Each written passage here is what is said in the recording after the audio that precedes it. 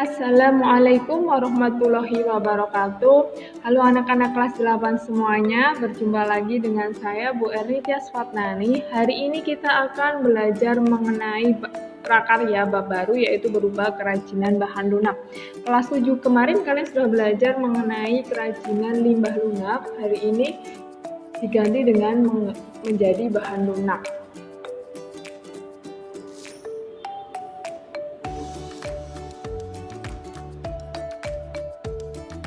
Apa itu kerajinan? Kerajinan merupakan benda atau barang yang dihasilkan oleh keterampilan tangan. Jadi, hasil dari suatu kerajinan itu merupakan hasil olah dari tangan pengrajin. Seperti itu. Jenis bahan dasar suatu produk kerajinan. Jenis bahan dasar suatu produk kerajinan itu dibedakan menjadi dua berdasarkan bahan dasarnya. Yang pertama, ada produk kerajinan bahan lunak. Yang kedua, ada produk kerajinan bahan keras.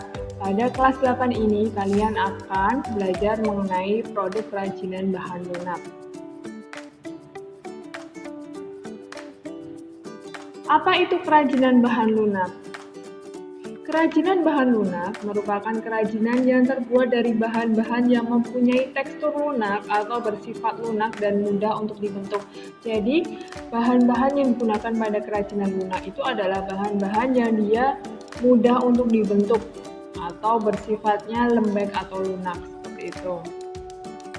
Kerajinan bahan lunak itu dibagi menjadi dua berdasarkan jenis bahan dasarnya, yaitu ada bahan lunak alami dan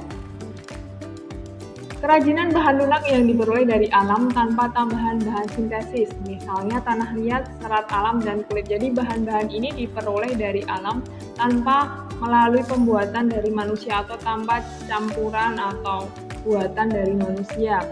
Kemudian yang kedua ada bahan lunak buatan. Bahan lunak yang terbuat dari kimia atau buatan manusia. Bahan ini cenderung lebih mahal, misalnya ada gips, lilin, sabun, plastisin, dan sebagainya. Tetapi walaupun dia cenderung lebih mahal pada bahan lunak buatan ini, tetapi dia lebih awet. Jadi pembentukannya atau proses pengolahannya itu lebih mudah dibandingkan dengan yang lunak dan alami. Dan penyimpanannya itu lebih awet karena dia termasuk bukan yang mudah terurai. Kemudian berdasarkan bentuk, kerajinan itu ada dua. Yang pertama ada dua dimensi, yaitu kerajinan yang memiliki luas atau permukaan saja, yaitu panjang dan lebar saja.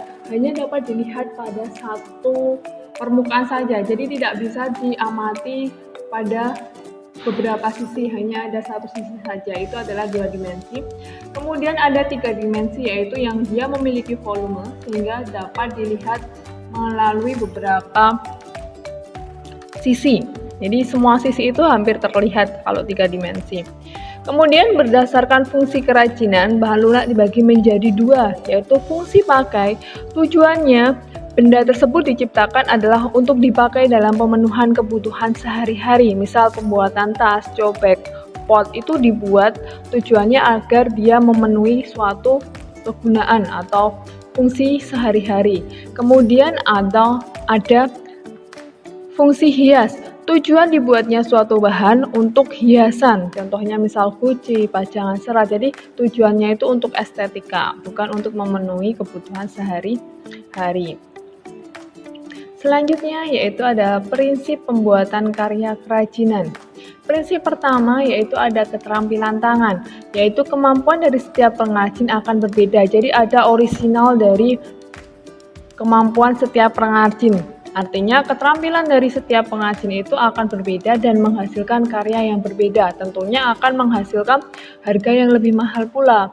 Atau hanya ada satu, misal dari pengrajin A itu hanya ada satu karya itu saja yang ada di dunia ini. Nah, itu akan menambah nilai dari harga jual produk tersebut. Yang kedua, ada keterampilan teknik, yaitu keterampilan yang dilakukan secara berulang-ulang. Jadi ada suatu teknik yang untuk mengerjakan suatu karya, itu teknik itu bisa diterapkan secara berulang-ulang, itu adalah keterampilan teknik. Yang ketiga atau kedaerahan atau tradisional, yaitu beberapa kerajinan terdapat sentuhan kedaerahan. Misal ada kerajinan yang khas dari Bali, nanti ada sentuhan ciri-ciri dari Bali, kemudian dari Jepara, dari Jogja itu punya ciri-ciri tersendiri yang dia membedakannya dengan daerah-daerah lain, seperti itu. Kemudian yang terakhir yaitu berupa manfaat kerajinan. Manfaat yang pertama adalah kelengkapan busana, yaitu tujuan kerajinan tersebut diciptakan adalah untuk memenuhi kecantikan atau untuk melengkapi busana pakaian seseorang. Misal ada bros, ada cato atau belt, dan lain-lain. Itu adalah kelengkapan busana, tujuannya untuk melengkapi keindahan pakaian seseorang. Yang kedua ada kelengkapan rumah.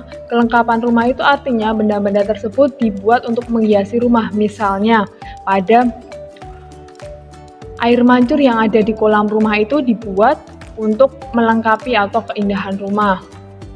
Atau guci, ada guci Cina yang tinggi itu dibuat untuk kelengkapan rumah, artinya untuk membuat rumah itu menjadi cantik, seperti itu.